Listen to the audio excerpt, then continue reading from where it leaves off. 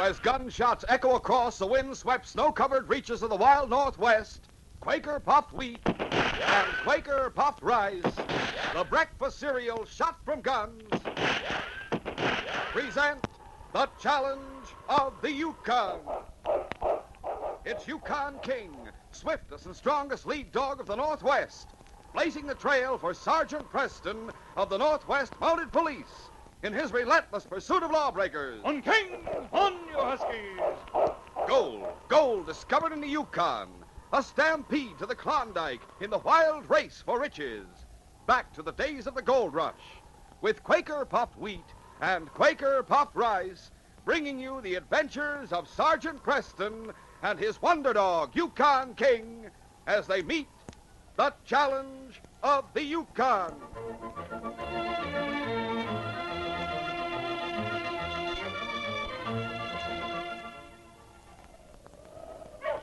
Suppose you were hitting the Yukon Trail tomorrow morning across a wind-swept, snow-covered great Northwest.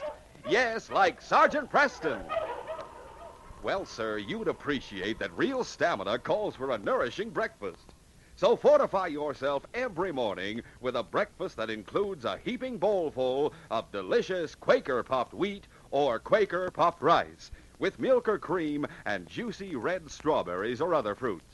Remember, you get added food values of restored natural grain amounts of vitamin B1, niacin, and iron every time you eat swell-tasting Quaker puffed rice or Quaker puffed wheat.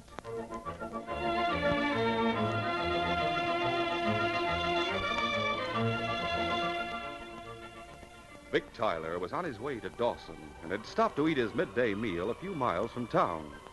While resting for a few moments after finishing his meal, he amused himself by taking target practice with his six-shooter on a tin can which he had set up in the snow about 50 yards away. The sound of a team coming along the trail made Vic pause and look around at the approaching traveler. Vic greeted the stranger. Howdy, mister. Howdy. Well, what you doing? Taking a little target practice? Yeah. I was peppering that tin can over yonder. Pretty good shot, are you? Fair enough. Well, maybe you'd like to have a little shooting contest with me, Fun or for money? Oh, let's make it for money. Say, $10? Sure, why not? You got a gun? Sure. Right here under my pocket. Yeah. Gee, that's a right pretty shooting iron you got. Let's see, wait a minute. Let me see that gun. Yeah. Where'd you get this gun, mister? Well, what do you care? I care plenty. I'm asking you where you got it. I won it in a poker game. If you really want to know, I'll give it back to me Get before your hands up, mister. Hey, what's the big idea? Maybe you're telling the truth, maybe you're lying. I don't know. But just to be on the safe side, I'm taking you to Mountie headquarters in Dawson. Vic Tyler forced the stranger to drive into town, while he himself followed close behind with his own team. They halted in front of Mounted Police headquarters. Hold it, boys. All right, mister, let's go inside. All right. Sergeant Preston looked up from his desk in surprise as the two men entered. Mort Hibbing, what's wrong? Well, search me, Sergeant, but this crazy galoot, got hold of my gun and made me come here. What's this all about? Well, it's a long story, Sergeant. I'm listening. My name's Vic Tyler. I come from Texas. My brother Stan come up here to the Yukon last year and disappeared. Did you contact the mounted police? Well, sure. I come here to headquarters last month when I first arrived. I was out on patrol at that time. Well, today I met this gent out in a trail. And it turns out he's carrying my brother's gun. Here, take a look at it. Chased silver grip. You're sure this is your brother's? Sure, I'm sure. I'd know that gun anywhere. He had that grip carved specially for him by a Mexican silversmith. But turn it over, you'll see his initials on the other side. S.T. Where'd you get this gun, Mort? I've already told him. I won it in a poker game. He says he won it from a guy named Fargo. Yeah, and that's the truth. Where'd this poker game take place? Here in Dawson? No, in a little mining camp called Nuggetville. You know where that is? On the Pele River? That's right. There's a place there called the Mad Dog Cafe. Well, that's where I met Fargo. He came in with a poke full of gold, and I got in a game with him. I cleaned him out. So, How long ago did this happen? about 3 months ago. You think he's telling the truth, Sergeant? Yes, I'm quite sure he is. I've known Mort a long time. Then I guess I better make tracks for Nuggetville. We'll both go there, Vic. If anything has happened to your brother, it's a case for the mounted police. Nuggetville was a squalid community of tents and log shanties clustered around a garish center of cafes and dance halls. When Sergeant Preston arrived there with Vic Tyler after the long, hard trip from Dawson, the two men went first to the Mad Dog Cafe. Do you have that photograph of your brother with you? Yes, Sergeant. I got it right here in my pocket. We'll talk to the owner and see if he can help us. It must be him over behind the bar. That big guy with the mustache. We'll soon find out. Well, can I help you, gents? You're the owner of this place? That's right. Zach Salem's my name. I'm Sergeant Preston, and this is Vic Tyler. Howdy. Well, I'm glad to know you. What's on your mind? We're looking for a man named Fargo. You know him? Fargo? Fargo. Name seems kind of familiar. What's he done? Well, I can't answer that until we found him. Do you know what he looks like? Neither of us has ever seen him, but he's supposed to be heavy set, has a black beard. Well, I'll sure keep my eyes open for him. Do that. There's another man we're looking for, too. Vic, show him that picture. Sure. Here it is. You ever seen him? Yeah, let me see. I can't say as I have. Who is he? It's my brother. His name's Stan Tyler. Oh, that's sure. Well, I'm sorry, mister, but I'm afraid I can't help you. We'll be around town for a few days. If you should get a line on Fargo or Stan Tyler, I wish you'd let us know. Yeah, I'll do that, sir. All right, thanks. Come on, Vic. Zach Salem waited until the Mountie and Vic Tyler had left the cafe. Then he walked over to a table where several men were playing cards. He spoke to one of the men seated at the table. Hey, Pug, come in my office a minute, eh? Right away? Yeah, right away. All right.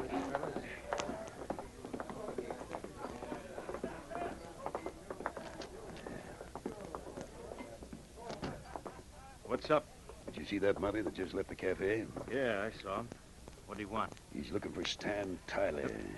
The guy that was with him is Tyler's brother. Holy smoke. I wonder how he traced him here. I don't know. But it must have something to do with Fargo, because he's looking for him, too. What are you going to do?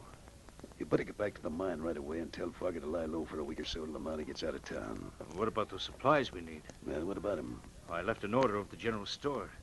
You want me to pick up the grub before I go? You got your sled here? Yeah, it's out back. All right, get your sled and pick up the supplies and then get going to the mine.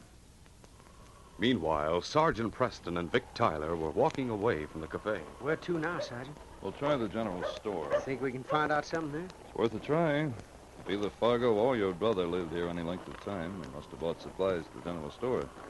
The man who runs the store may remember them. Yeah, by golly, that's a good idea.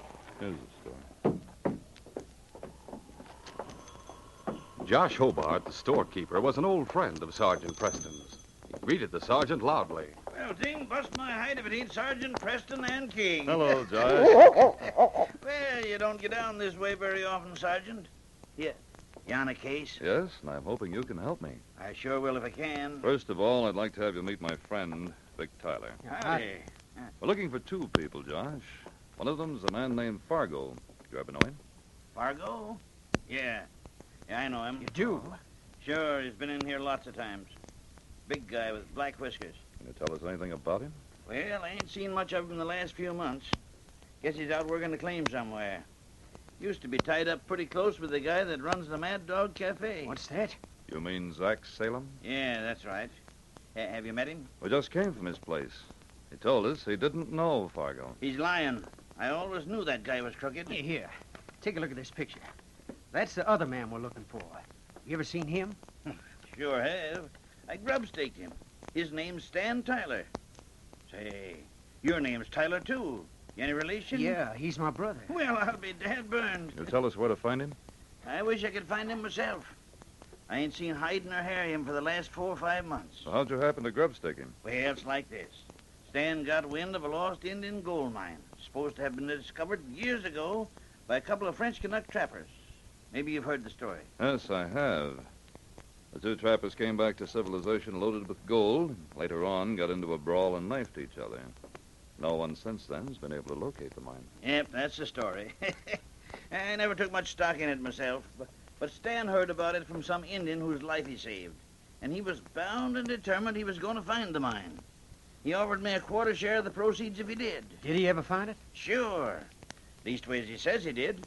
and he brought back a couple of pokes full of big gold nuggets to back up his story. Then what happened? Well, gave me a quarter share of the gold, and then he loaded up on supplies and said he was going back out to the mine. That's the last I seen of it.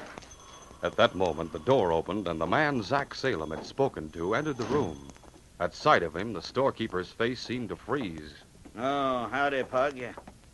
Suppose you come back for your supplies. Yeah, that's right. You got them ready? Sure. Sure, I got them right here behind the counter. Yep. Here you are. All right. Here's your money. I'll get you change. Sure must put away a lot of grub, Pug. You working alone, or have you got a partner? I've got a big appetite. Yeah. Here's your change. Thanks. So long. So long, Pug.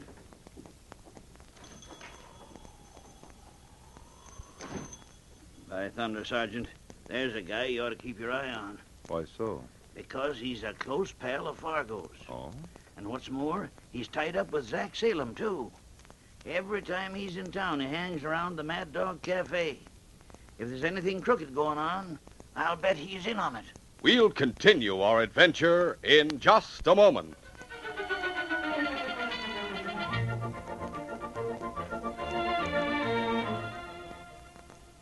When you're traveling along the Yukon Trail, you never can tell what kind of a scary adventure you're going to have next. Like one time when it was just about dusk, and I was on the way back from the Dead Dutchman gold mining camp. I was just about to... It's an ambush. I'm trapped. Whoa, whoa there, boy. Whoa, whoa. Don't make a move if you want to stay healthy. I'm after one thing. That there gold. Gold? I don't have anything to do with the Dead Dutchman gold mine, if that's what you think. Don't pull that where you got it hid. But I have no gold. Quit stalling. What's in them packages? Oh, well, that's the swellest tasting, ready-to-serve breakfast cereal from here to Dawson. It's the cereal shot from guns. Guns. Guns, I got you covered. Drop them guns. I meant that Quaker puffed wheat and Quaker puffed rice are shot from guns. Well, what kind of guns are those? Say, when the choice premium grains of wheat and rice are shot from those guns, they're exploded up to 8 times normal size. What? 8 times? You betcha. That makes them bigger and better tasting. They're crisp, tender, with bang-up nut-like flavor, too, in every mouthful. Yeah, but I'm after gold, buddy. How do I know there's Quaker puffed wheat and Quaker puffed rice in them packages you're carrying? Oh, that's easy to prove. Just take a look at those famous red and blue packages. We pack Quaker puffed wheat and Quaker puffed rice in a fine modern package with a sealed inner lining to doubly protect its flavor and crispness till it hits your table. Yeah? That's why the original, the one and only, wheat or rice shot from guns is never sold in bags or bulk. Oh, sounds like the real McCoy. It sure is. As you fellas and girls know, too, your appetite strikes it rich when you pour out a heaping bowl full of those tenderly crisp, melt-in-your-mouth kernels and top them with milk or cream and fresh fruit, like juicy red strawberries. What's more, Quaker puffed wheat and Quaker puffed rice give you fellas and girls added food values of restored natural grade amounts of vitamin B1, niacin, and iron. So every morning, enjoy this delicious, nourishing treat. Quaker puffed rice or Quaker puffed wheat. Remember, you get exciting Sergeant Preston Yukon Trail cutout models right now on 8 different new packages of Quaker puffed wheat or Quaker puffed rice. And a complete gold mining camp is included in the 59 swell cutout models. They're larger, easier to build, and they come only with the big red and blue packages of delicious Quaker puffed wheat and Quaker puffed rice. Get yours tomorrow, sure.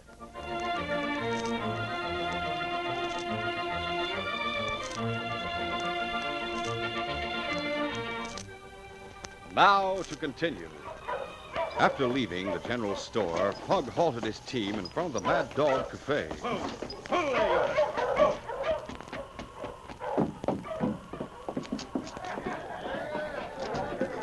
Zach Salem was standing behind the bar. He greeted Pug in surprise. What are you coming back for? Come on back in the office. I got something to tell you. Yeah, come on.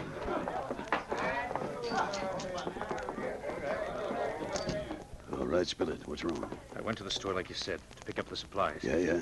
That Mountie and Tyler's brother were there, talking to Josh Hobart. Holy mackerel. Hobart knows you're a pal of Fargo's. He knew Stan Tyler, too. Yeah. And he also knows that me and Fargo work for you. Yeah. He acted mighty funny when I come in the store.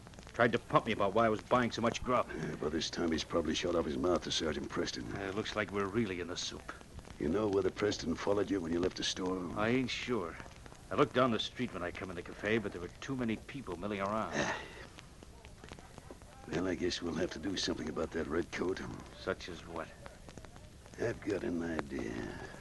You know that cabin you and Fargo were living in last summer when you were panning gold? Sure I know it. Why? Take your team and drive there, but don't go the shortest way. Circle around through the hills. How come? While you're doing that, I'll make a beeline for the cabin, so I'll be there by the time you arrive. Yeah. Then what? If Preston doesn't trail you, you can go on to the mine from there, no harm done. And what if he does trail me? Then we'll know he's wise to us, and we'll give him a nice, warm reception. I like your idea, Zach. I like it a lot. So do I. Now get going.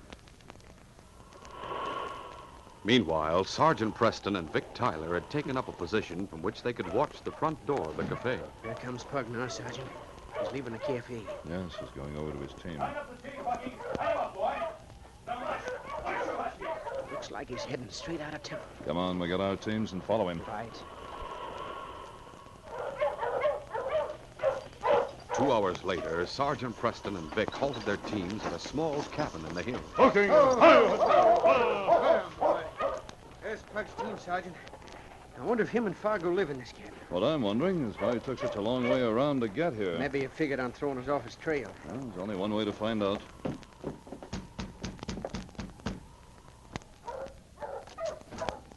What can I do for you, Monty? You can let us in, and then you can answer a few questions. Sure. Why not? Wait a minute. The dog stays outside. What's the matter? He won't hurt you. I don't like his looks. All right, King. Stay outside. Now, what's on your mind? Ever hear of a man called Fargo? Sure. I've heard of him. Any idea where I can find him? No, I haven't.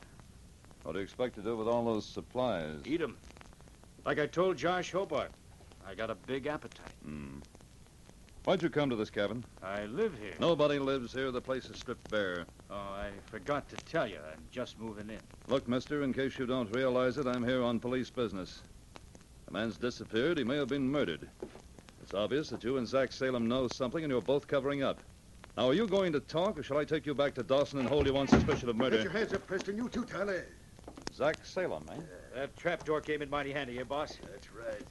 Get your gun out, Pug, and keep him covered while I climb out of here. It'll be a pleasure. You made a big mistake, Preston. You shouldn't have come snooping around. What'll we do with him, Zach? Kill him? Nah, not yet for a while anyway. I've got a better idea. Such as? We can use a couple extra hands at the mine, can't we? Yeah, we can at that. We'll be able to get the gold out faster that way. All right, let's tie their hands and take them out there. Now, what about that dog of Preston's? Well, what about him? That mutt looks mighty vicious to me. We'll have to do something about him. Where is he? Outside. I didn't want to let him in for fear he might get your scent and give the game away. We'll shoot him when we leave here. Now, come on. Let's get these two tied up. A few minutes later, the crooks finished tying their prisoners' hands, prepared to leave the cabin. Now then, you two, start marching. Puggy, you open the door. All right. But watch out for that dog. Don't worry. He won't make trouble with a bullet in his head. King was waiting just outside the door. Go, King! You missed him. He got away. He's skulking out there in the underbrush. Forget him. Let's get moving. Get their teams lined up. Night was falling as the travelers entered a narrow, steep-walled canyon, thickly overgrown with trees and underbrush. They halted their teams in front of a lonely cabin with lighted windows. Hold there! All right, you two, get on your feet. We're going inside. Inside the cabin, a haggard, unshaven man sat eating his meal at the table. Across the room from him sat a heavy-set, black-bearded man holding a cocked revolver. As the prisoners entered the room, the man at the table jumped up from his chair with a startled expression. Vic, how'd you get here? Holy smoke, it's my brother Stan. Long time no see, gents. Howdy, Fargo. Hello, Zach. Howdy, Pug. Howdy, Fargo. Who in thunder are these two Jaspers? Well, it's a long story. The young guy's name is Vic Tyler. He came up to the Yukon to find his brother. And he got this Mountie to help him. They started snooping around, so naturally we had to take steps. What are you going to do with them? I figured we might as well put them to work. With 3 guys working the mine instead of just one, we'll be able to get the gold out a lot faster. That's a right smart idea. The prisoners' hands were untied, and then they were allowed to eat, while the crooks sat guarding them with drawn revolvers. When the meal was over, the prisoners were herded into a small back room, the door of which bore a hasp and padlock. All right, inside you 3. All right. Sleep tight, gents. Don't make any trouble unless you're hankering for a little going over. There were no windows in the room, and as the door was closed and padlocked, the 3 prisoners were plunged into total darkness. They conversed in hushed voices. Stan, for the love of Mike, what's this all about? It happens I found a lost Indian gold mine. I made the mistake of talking about it at the Mad Dog Cafe. What happened? Zach Salem heard me talking. Told Fargo and Pug to follow me. Trailed me here to the mine and captured me. You mean they've been keeping you prisoner ever since? That's right, Sergeant. They make me work the mine for them. Fargo and Pug take turns guarding me. Why, the dirty polecats. Where is the mine? Just a little ways from the cabin. Tunneled into the wall of the canyon. But you can't see the opening. It's all covered over with brush. Well, how are we ever going to bust loose from these owl hoots? We may not be in as bad a spot as you think, Vic. I'm counting on help from a certain quarter. What do you mean by that? No use talking about it now. I'll wait till morning and see what happens. The following morning, the prisoners were released from the locked room and given breakfast. Then Fargo and Pug prepared to take the prisoners out to the mine and put them to work. All right, gents. Get moving outside. Yeah. It's time to start earning that grub you've just been stowing away. Fargo kept the 3 prisoners covered with a gun while Pug opened the door. As the men emerged into the cold morning air, Sergeant Preston cast a keen glance at his surroundings. The cabin stood in a small clearing with its back almost up against the canyon wall. On the right, a well-beaten path led away from the cabin, evidently to the mouth of the mine. Pug, you go on ahead and open up the mine. I'll ride herd on these critters. Okay. Looks like we'll have to get some more tools to keep the 3 of you busy. At that moment, Sergeant Preston saw what he'd been looking for. A slight movement in the underbrush bordering the path. Fargo was walking behind the prisoners, keeping them covered with his leveled revolver, while Pug had already reached the end of the path and was clearing away the brush and shrubbery which were used to camouflage the mine entrance. The sergeant waited until they were a little closer to Pug. And then he shouted, Get him, King! Hey, what the... King came charging out of the underbrush and sprang at Fargo's back, knocking him to the ground.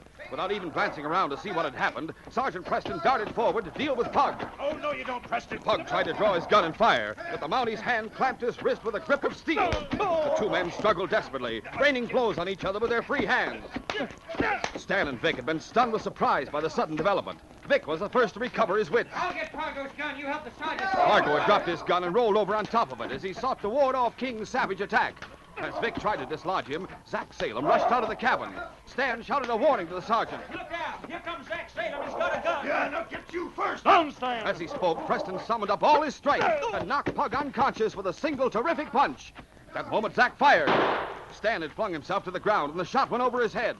Before Zach could take careful aim at Preston, the Mountie, too, had dropped to the ground and picked up Pug's gun. Zach's shot had gone wild, but the Mountie's bullet had found its mark. Man alive. What a close call. I finally got Fargo's gun, Sergeant. Get this dog away from me. All right, King. Let him up, boy. Vic, keep Fargo covered while I take a look at Zach. Zach had fallen face down. Sergeant Preston picked up his gun and then rolled the crook's body over to examine his wound. How about it, Sergeant?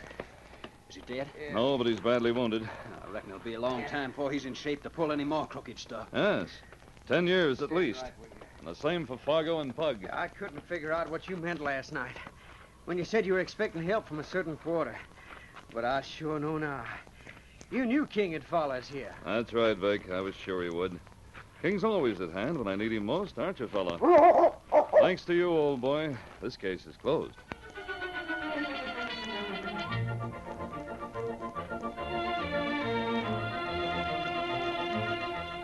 In just a moment, Sergeant Preston will give you a preview of Wednesday's adventure, Jose's Return.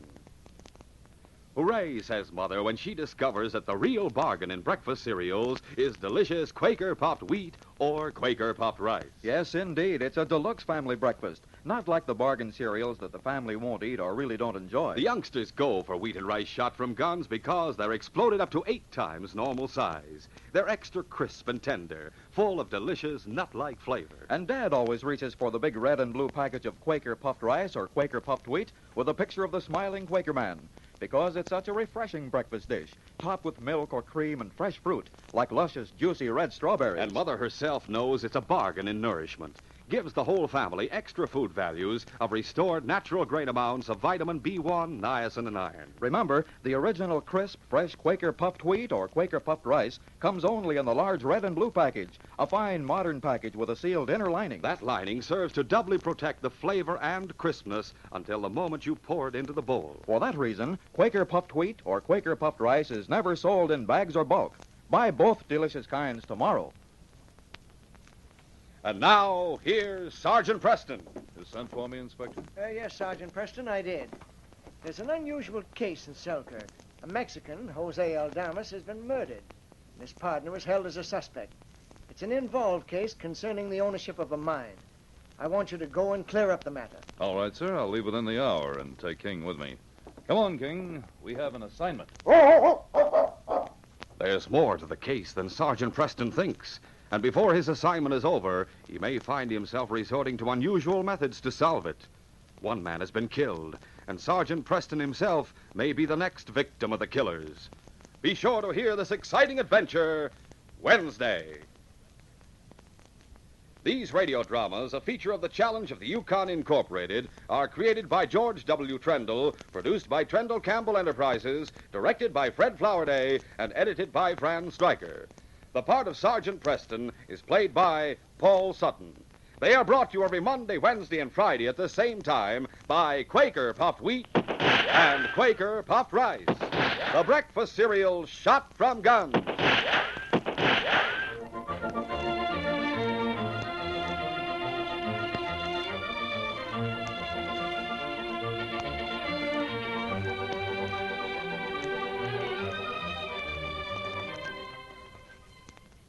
Your best bet for hot breakfast is Quaker Oats.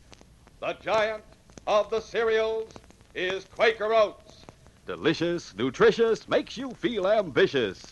The giant of the cereals is Quaker Oats.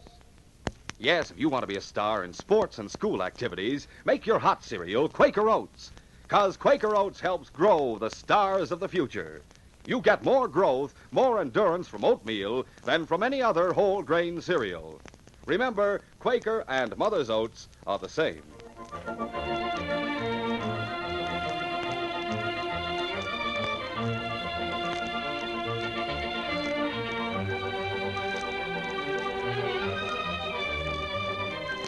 This is J. Michael wishing you goodbye, good luck, and good health from Quaker Puffed Wheat and Quaker Puffed Rice.